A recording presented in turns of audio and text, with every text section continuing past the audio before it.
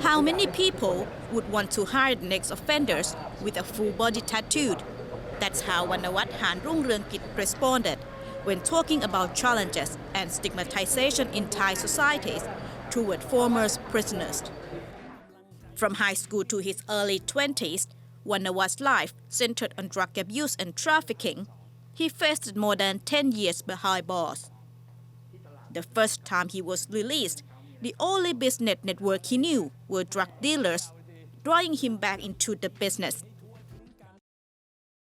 His second term in prison changed his life when he decided to join a traditional arts training program in Thonburi Remand prison.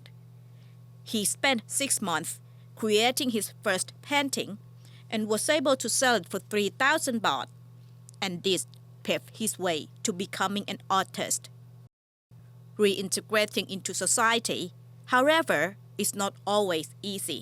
คือถ้าไม่มีวิชาจริงๆหรือว่าทางบ้านที่เวลาที่พ้นโทษมาแล้วพี่ไม่มีทุนทรัพย์จริงๆส่วนมากผมให้ 80% เลยนะพี่จะกลับเข้าไปใช้ชีวิตวนเวียนอยู่คือกฎหมายของประเทศไทยเนี่ยคือเขาจะค่อนข้างที่ผู้ต้องขังที่ถูกจำคุกครั้งแรกสามารถออกมาแล้วยื่นขอรับทุนประกอบอาชีพได้แต่ผมอยากถามกับหน่วยงานที่เขารับผิดชอบตรงนี้พี่ว่าพวกที่รอบ2รอบ3หรือรอบ4รอบ5รอบ2ขึ้นไปจะไม่สามารถกลับตัวเป็นคนดีได้เลย Philippines, one of the most overcrowded prison systems in the world. Around 10% of inmates are female. Molly Avehar, an ex-offender from the Philippines and a mother of 3, shared her story of hardship while in prison. We have these visitation rights every weekends. They get to visit me, but they don't know that they were visiting me inside an institution or prison.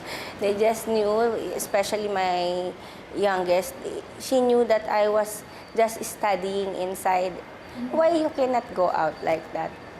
So in terms of the support system in Manila, I think that was the government, the lack of the support system, because for me, I don't in some I don't generalize it. In some areas, you will feel discriminations. They don't have these programs for the ex-offenders.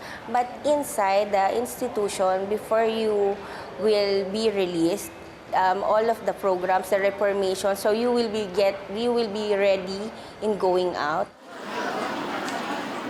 Career programs and vocational training are provided in many ASEAN countries for the incarcerated people.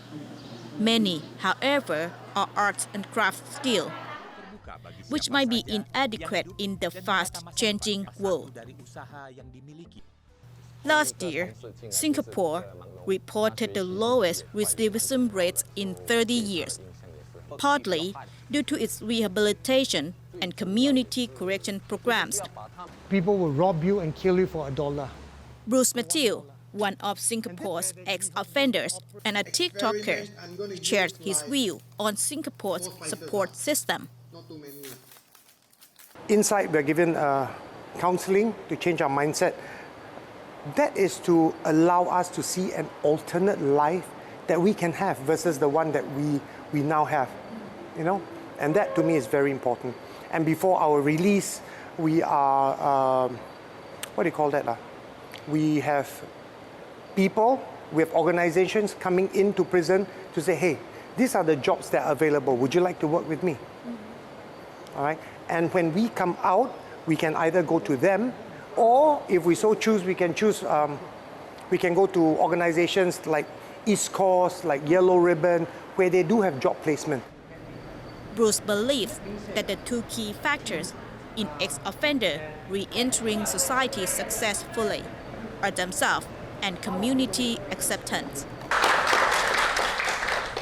If ex-offenders get their second chance, they will become the most loyal and hardworking member of the society. Chalanthorn Yotasamut, Thai PBS World.